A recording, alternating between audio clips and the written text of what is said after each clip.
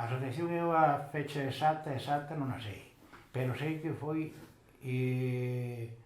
polos anos 70, a finales dos 70 ou así. A asociación foi continuando, hai máis socios que había, bueno, en principio creo que había bastantes socios, pero logo eso foi disminuindo, pero tuvo un bache aí, pero agora está collendo auge a asociación, aunque a población disminuye, a asociación sí colle un pouco de auge. E aquí, xente nova, non hai. Non hai.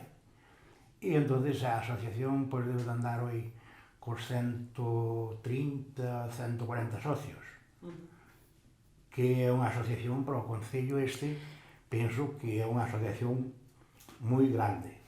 De facer unhas actividades e de ter unha organización, de facer viaxes, de xuntarse en comidas, de facer unha asamblea xeral ao ano, que se levanta acta, e despois hai xuntanzas da directiva, pois, cando é necesario. Esa xente viaxa e gustalle moito, sobre todo a costa.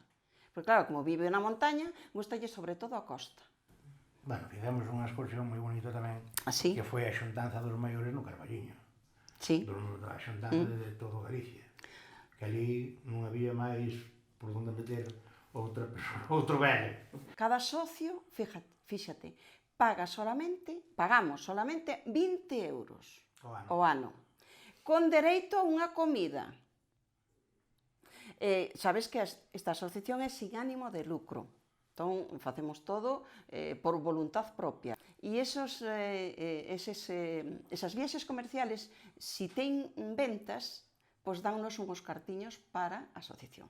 Home, eu penso que ten moita importancia porque volvemos ao que dicíamos antes.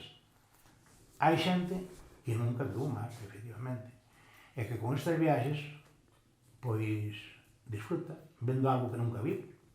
Que lles den ben de comer.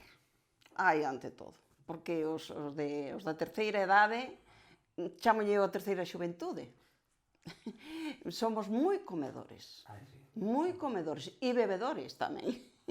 Si o sentimos, cando morre alguén da asociación e tal, si o sentimos, porque é un socio menos e, ademais, sentimentalmente, que dice, vainos facendo camiño, non? Vainos facendo camiño para os demais.